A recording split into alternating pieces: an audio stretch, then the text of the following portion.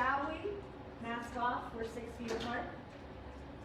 Welcome to the 47th Annual Spring Trade Expo. I'm Susan Jones, I'll be your host today. And this year we're not physically at the convention center, which is awful, we're all trying. But we are still uniting the hospitality industry buyers and sellers because that's what we do. We roll with the punches. So today we're going to begin with the lodging industry and then we're going to shift focus to the restaurants. But before I dive in, I do want to quickly tell you all about our industry influencers because we have an esteemed panel set up for you today.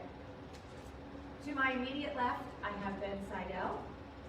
So Ben is the president and founder of Real Hospitality Group. And in the last 9 years, they have grown to be one of the United States' 15th largest operators. And that's impressive. So nice job, Ben. I think what I love most is your Real Cares program. So Real Hospitality feeds into their employees by getting them to participate in things like human trafficking and Feeding America, National Cancer Institute. We might talk about that a little bit later if we have time, but it's very impressive that you really shift your team into things like that.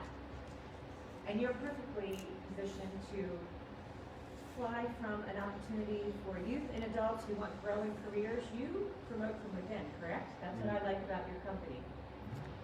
And you also were on the board of the New York & Company, the American Hotel and Lodging Association, Marriott and Hilton Franchise Councils. So you have a long list of credentials. Thank you for joining me today. Glad to be here. Thank you. And then we have Vince Stefanzo. Vince, welcome. Thank you very much. So Vince is the partner and president of TKO Hospitality. And your experience is in operations, sales and marketing, brand management, union negotiations, all kinds of third-party management contracts. But I like that you are passionate and you are creative and your focus is also on people. And that says something about the two of you because it is all about the people in this industry. And you value partnering by being guest lecturer at lots of different local universities. And I think one of the words that you use most when you coach your employees is service, correct? It's all about service and really the people. So you also sit and have sat on the American Hotel and Lodging Board, the Delaware Hotel and Lodging Association, the Maryland Lodging Association. This list goes on. So thank you for your service to all of those different councils. On my right, which you can't see on Zoom, but you can on Facebook, Marshall Weston is joining me from the Restaurant Association of Maryland. And you have had lots of senior management positions in the food service and nonprofit industries for 25 years? It's been a while? It's been a while, yes. You don't look that old. So Marshall heads up 2,000 restaurant members across the state of Maryland. So that's a lot of people to pull together. And that's a lot of people to really pull together in terms of finding a common ground. So you get your expertise from your degree in public policy, probably a little bit from Penn State. And you were a legislative fellow at the Pennsylvania House of Representatives. So you know how to work a legislative floor. And that's very important when you talk about what's going on in today's world. So joining us a little bit later will be Chip Rogers from the American Hotel and Lodging Association. His flight is delayed, no problem. We're hospitality, we roll with the punches. And Carrie from the Delaware Restaurant Association is also on her way. Now, before we dive in, let's just think about this for a second. 1 year ago, we were at the convention center, and that was the very last large gathering in Ocean City, and quite possibly even in Maryland. And we were really gathered because that trade show typically has about 5,000 people. So we're not going to go back to the what ifs, we're not going to talk about all the negative, because I think everybody that's watching knows how negative it's been. And it's been a hard road. What we are going to do is talk a little bit today from an owner perspective. And that's why I've asked these guys here from Real Hospitality and TKO. They are giving us the owner perspective. They are also from the Maryland and Delaware Lodging Association. I think you're going to have to get up there close. You've had to adapt a lot operationally. And this whole landscape of the hotel world has changed dramatically. Lots of different focus on the how-tos, the what-ifs. You've had to pivot. I hate that word, by the way. So let's not use it today. We have had to do things like that. Ben, I'm going to start with you, and let's just talk about operations for a minute. What have you guys had to do that we see is going to continue into the future? And what is the landscape going to look like as we keep rolling? Well, that's a good question and not one that's easy to answer. First off, what changed? Almost everything. The one thing that I think didn't change is, and maybe even got better, was you can see more compassion amongst people. We had a rough June last year. The typical guests at our Marriott, our Hyatt, our Hiltons, we didn't see them. And we haven't seen them until just recently, actually. The guests that were in our hotels weren't our typical guests for a myriad of reasons, and that created a lot of challenges for all of us in this industry, just about every sector of the service industry. But what was good about what has transpired in the last year is it gave us the opportunity to stop and rethink how we do everything in our industry. And outside of being people-centric, focused on our associates first so that they're prepared to be focused on our guests. We looked at almost everything that we do over the last 12 months. If it was a feel good, we got rid of it. If it actually moved the needle, we worked on it, we tweaked it, and we actually made it, we made it better. And I can talk about certain specifics about that later when we get into the conversation, but it's given us the opportunity, whether it's a branded hotel or an independent hotel, to look at our marketing message, look at who our guest is, what the theme of our hotels are, how we treat and how we relate to the areas supported restaurants and entertainment venues. We've rethought everything, and I think we're prepared, especially here. And I'll say it, and I'm interested in what my fellow panelists would say, that I think we're gearing up to have the best year, possibly, that the Ocean City, Maryland market ever had. I agree. Before we get to that, though, I do want to talk just to touch on the operations, because a lot of things have shifted. The the breakfast that we had, the buffets are gone. They went to a grab and go, and I think that also has an impact on our local restaurant community. I know we've talked about that a little bit before. We've also talked about the different housekeeping techniques. So just dig a little bit into the operations of it for those operators who are watching, in terms of what will stay an operational focus of what you've shifted. So, very good question. And just to put things in perspective, the international brands, Marriott, Hyatt, Hilton, IHG, Choice, etc., have relaxed most of their standards, and that's been positive and it's been negative.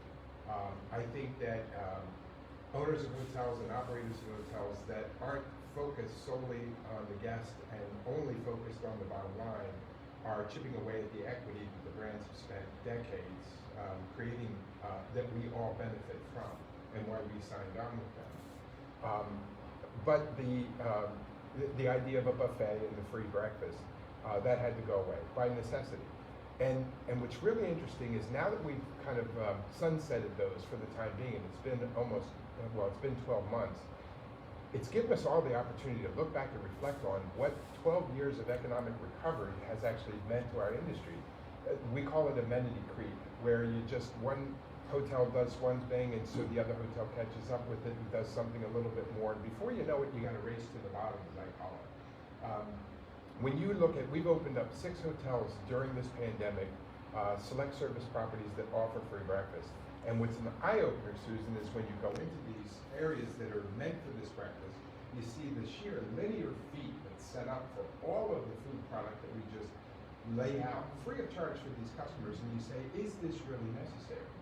Then you talk to your colleagues in the restaurant industry who had probably one of the best years that they've ever had in markets like this, because for 2 reasons. Number one, the drive-through market, it was for a while the only place you could go.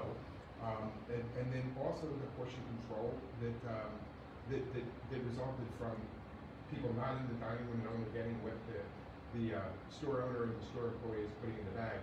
But they're also benefited from every select service property that is not being able to give a free breakfast for nothing besides a muffin, a yogurt, a coffee, or something like that, had to go out and get breakfast. And that was a new customer they haven't seen. It would be really interesting to hear from Marshall what his members saw during this time frame. The idea of cleaning and deep cleaning every room every single day, one, it's not necessary. 2, it's not green at all. And 3, we don't have the staffing, we don't have the employee roles to to be able to fill those positions. So a lot of this stuff is going to dictate what the quote new normal is. And I think the brands understand that, but it's a very competitive industry. So, you know, what Marriott does, what IHG does with Choice, what Red Lion, and so on with these brands do, is at some point going to become consistent again. And I think that we as opinion leaders in the industry, along with Chip Rogers, who will be joining us right now, need to have a seat at the table when we define what that is. And like I said at the beginning, if it moves the needle, sure, we keep it. But if it's just a feel good, if it's a competitive one-upmanship, it needs to go away. Well, I think that's why we are so fortunate here in our community to have expertise from both of you, because you do both sit on Marriott, Hyatt, Hilton. You sit on these advisory councils where big decisions can be made that may trickle down into our market here in the Mid-Atlantic. So thank you guys for leading the charge and helping us along the way. Marshall, let's actually ask you that real quick, as he touched on. I know the restaurants in Ocean City did well. We weren't planning on shifting our focus to restaurants until 11, but while I've got you, we're going to talk a little bit about what that grab-and-go breakfast did to the restaurant industry. Clearly, it helps in some regard, because as you mentioned, the idea of people being forced to have their breakfast somewhere else, is something that we want to see continue. And ultimately, when you look at restaurants across the state and across the country, they are not just competing amongst themselves anymore. They're competing with hotels that have food service. They're competing with retail that now has gas stations and other places. So the piece of the pie is getting smaller and smaller for restaurants, but the pie is still there, right? So it is interesting, though, that when we looked at the numbers across Maryland as a whole, quick service, fast casual restaurants, they were still down over 16% versus previous year. And you would think, well, these people had to go somewhere, but what we forgot about is the fact that the people that would stop for lunch, people that would stop for breakfast on the way to an office, we lost all of that. People were working from home. So although the breakfast business in a hotel dense area might have increased, you weren't getting those office employees going in and out. So it all just, the word has changed, and adapting to what the market's going to look like is something that restaurateurs, if they haven't looked at it really in depth by now, they're probably behind. They should have taken the last 8 to 9 months to realize our industry is going to change, and how are you going to change it? Yeah, and I think a lot of folks have adapted, and the people who have adapted are going to be the ones who do succeed in the end. Ben, you guys operate in 19 different states, and I know TKO, you have a great portfolio as well. So we are lucky in our area in the Mid-Atlantic that we are in driving proximity to so many metro areas. We know as an industry that we're going to have the pent-up demand for travel, right? We know that as the vaccines are rolling out, people are becoming more comfortable. All of the U.S. travel surveys, they're telling us the demand is going to be there. But what do you, Vince, think with the guest attitude and the expectation? What can we do to make sure that we get and we capture that particular market? What can we do as operators?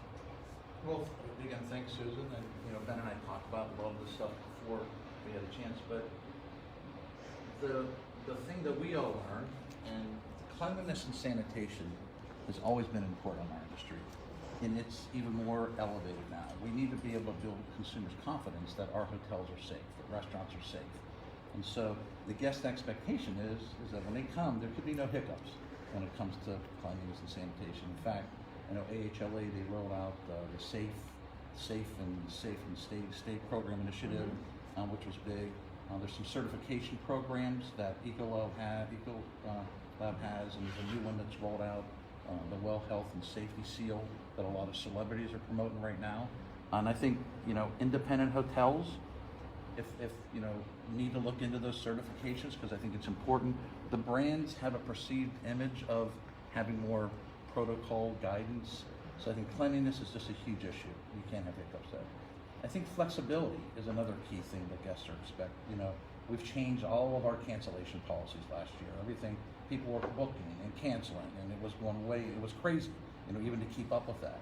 I think going into the summer, we need to be flexible, but reservation policies and stuff are very important down here. It's a big revenue management type process. So you have to use your common sense, but we also need to be able to revenue manage our way through, because as Ben said, we talked earlier, I agree 100%. We're going to have a fantastic summer. Yeah, that's what I was going to say. How do you forecast? How do you figure out how many people to have on? The booking window is still going to be super short. Over the years, booking windows have continually shrunk. I think it's going to continue to be that way. There's a lot of new inventory, so there are rooms available, and we just need to be patient. I look at all of our hotels at the beach at the beginning of each month in July and say, "Oh my God, we got a budget to hit," but it's going to come. So, I think a couple other things, expectations too, to go back to that, is air quality. I think there's a huge, open air, some properties that have balconies, that's important to get rooms air fresh, improve, ventilation, air conditioning filters. I think they're just guests are expecting that. And even the no-touch technology, is super important. Online check-in, I was reading an article this morning that within a year, about 70% of hotels are going to have the ability to online check-in, mobile apps for key entry. I think television casting is super important, because as people have been sitting home, everyone's watching Netflix and Amazon Prime. Well, the guests are going to expect that experience as well when they come to a hotel. So I think casting from an app on your phone to your television is something that So we I need to know look we into. probably have a lot of independent operators watching. You guys have a lot of experience in the franchises. How can we help those independents with the mobile check-in? Is there an easy way to direct those guys to that kind of process? We're looking at it all over. Right now we manage a handful of independent properties in Ocean City. One is going through the Hotel Monte Carlo. We're completely renovating it, and that's one of the technologies we're doing. We're doing TV casting. We're doing mobile entry, because that stuff is important. You gotta, with us having the knowledge with brands, you gotta share that with the independents. Yeah, I was going to say, if you hadn't canceled your trade show, Could you call Larry Napolino? No, I think that one thing that dovetails into all this is communication too. Over the last year, this town has gotten together and communicated at greater length than I've ever seen it before. It started, I think, for me back in May as just an attendee on one of the mayor's ready to reopen plans. And one of the things that I offered, because we saw it in Jacksonville, Florida, when they opened Jacksonville Beach, was one of the first drive-through destinations that was going to open up during the very beginning of the pandemic. And what we saw there was exactly what we saw here. And I mentioned it, but I didn't know that it was going to happen, and there wasn't a whole lot of buy-in. But what happened there is when you bring these people in and don't forewarn the retailers, the grocery stores, the pharmacies, that you're going to have an influx. Just literally by sharing a forecast of what's coming into the hotels, you're bringing in a whole slew of population. And we do that every day here, at least during the summertime, and every weekend now all year long along the Delaware and Maryland beach areas, to understand just what the capacity in town is going to be. We have the ability to do that, and I've never seen the communication be better than what it has been over the last year, where we're sharing occupancies and we're sharing forecasts. And now I think if we're smart, and one of the things that Vince was starting to touch on was, when we say we're in for the best summer, long haul flights, probably not the first to come back, right? Cruise lines right now are still parked. Who's going to be on those things until this totally fades away? But we're also seeing online search. Not necessarily bookings just yet, but search. And search in January was up 165% over last January, and we're able to see that on our independent hotels. Wow. So bookings obviously start with search, right. And if search is up that much, exactly, then I think we need to be ready. Right. So one of the things that is going to be really difficult is getting ready and labor. So I know that could be a whole nother segment that we may not touch on because it's really depressing, right? But real quick, back to the communications. One of the things that we did as a community was we got partners together. So partners was our Hotel Motel Restaurant Association, the Chamber of Commerce, the Worcester County Tourism and Economic Development, the Town of Ocean City Communication and Marketing folks, the OC Development Corporation, the Art League. So we've been meeting regularly over the last year to just really talk about what's happening, how can we all work together. So we are getting ready to roll out a whole communication brand, OC Strong and United. We did that last year. We're going to continue to feed you guys messaging. And Marshall, I'm not sure, is the state, are there other communities around the state that are collaborating the way we've collaborated here at the beaches? I'm not aware of any, and it's critically important here, right? And you mentioned why, because restaurants just need to know and have a sense of what's going to come in. And that communication is going to help everybody get prepared, which helps everyone run more smoothly, right? And I think we've learned some lessons from the previous year that things can't run smoothly if you're not prepared, or if things change from a regulatory standpoint without warning and things of that nature. So hopefully we've learned to get ahead of these issues, and communication is definitely key. But here in Ocean City, you're certainly setting a standard for the rest of the state to think about. And we're just making it easy. We just like to talk to each other, don't we, guys? Let's talk just for a second before Chip joins us, because he should be here in a moment. Let's talk about how is this different than 2008 when we had the downturn? Are there different operation, funding, and how do you get, how we got through that versus how we're getting through this? Are there any takeaways from 2008 that you've been able to get into now, or what do you see moving forward? You asking me? Sure, we'll go with you then. It's funny because we all started comparing this to 2008 and 2001, and I can speak from my perspective. It doesn't work. Everything is different. Two things that came out of this pandemic and the buzzwords in every boardroom are unprecedented times and you're on mute. Hopefully we're not. We never had that before in 2008, and I would say, and Chip will offer this statistically, this is a multiple of 2001 and 2008 together, and it's a multiple of that worse.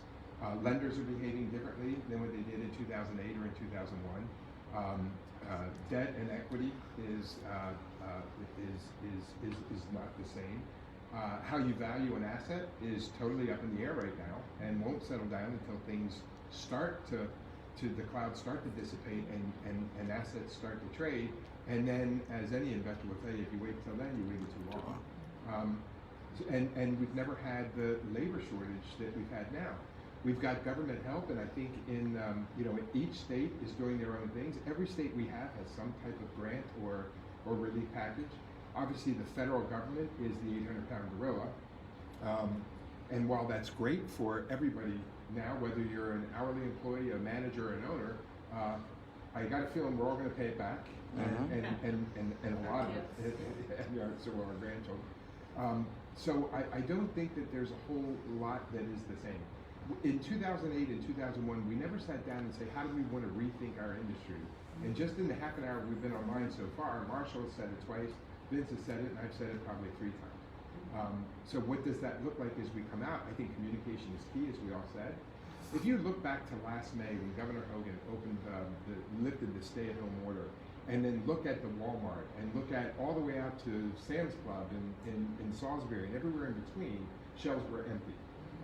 There was hoarding going on and stuff. And we can develop as a business community mechanisms that things like that don't happen again, because that only makes a bad situation worse. Right. And we didn't. My point in saying that is none of these were an item of conversation in 2008 and 2001. No, and we're going to completely change lots of things, aren't we, Vince? Well, there's no doubt. Well, I mean, the other big difference, as we all know, is the economy is different. I mean, the market closed on Friday over almost 30. The Dow was 31.5, I think. I mean, there was a big economic downturn then. The economies were fine. And this whole thing, when it first started, everyone thought it was a short-term blip. I don't know if you guys remember. We were all hoping the summer was going to be there. I kept on saying, "Oh, let's hope that." Well, I think we all realized. But that never really came out. But the point you guys keep bringing out is labor. A lot of people have left this industry. They've been furloughed, and some people got new jobs, obviously. Admissions into hotel schools are down, so people have less interest in it among the advisory board at the University of Delaware. And so, we have a long haul. And some of the points that Ben brought up earlier about the breakfasts and stayovers. You know, we do need to have a voice with the brands and some of these industry standards on how we do operate hotels. That's satisfying for the guests, obviously, but operators, you know, as well. So let's talk about that for a quick second, because staffing is a 800-pound gorilla. So how are we as an industry going to say, okay, it is so easy to get into our industry as an entry-level person. You don't have to have a degree. You can get in, you can start here, you can work hard, and you can work your way up. We're not doing a very good job of communicating that message, obviously, because people are leaving the industry as well. What can we do? I mean, maybe that's when Chip comes, maybe we throw that question to him as well, because I think that from an overall level, we have to just have it continue to trickle down. But before unless you want to add anything, we are going to take a quick break. Do you have anything to add on the staffing, how we can? Well, I think the CHIP and the American Hotel Lodging Association started with the word dreams are made of, which was a whole initiative that's designed to that. And you know, I know that because I submitted even my own background because I'm no different than anybody else. Steve Joyce, the ex-president of Choice, started as a dishwasher in this business. I started as a banquet houseman, setting up banquet rooms when I was in college, and went through the ranks to general manager when I was 26 years old of a 140-room hotel. You can do that, and I think you're right. We just need some more continuing that type of conversation of these folks that are coming through the restaurant and through the hotel industry. Is there any word, you mentioned you were at Delaware, talking about that at University of Delaware with the hospitality program. Is there any kind of solution that you all have thought of to get more people It's interested? funny. They were interviewing each of us individually. How do you put the sizzle back into the program? Yep. How do we make hospitality? Because you know, a lot of us grew up in the food and beverage business. You know, Right. when I was in this business, my dad was a restaurateur. I always swore I was never going to get into this business. But it was fun, you know, in the hotel industry, when I grew through that, it was always the fun, the sizzle, the bars, the nightclubs, you know, and rooms was always the boring part of it. But our industry's evolved a lot, less full service, a lot of select service. And the thing that you talk, how do we bring the fun back into this business? And how do we communicate that to younger people? It's exciting. You know, how do Right. we, even their internship programs and stuff like that. And I think that's a big part of it. It We is. need to sell the sizzle. Right. So for those of you watching, we're going to take a quick break while we pull up Chip Rogers, and also Carrie Leishman will be joining us. So quick break, maybe 2 minutes, and we'll be right back live with you. So hang tight, guys.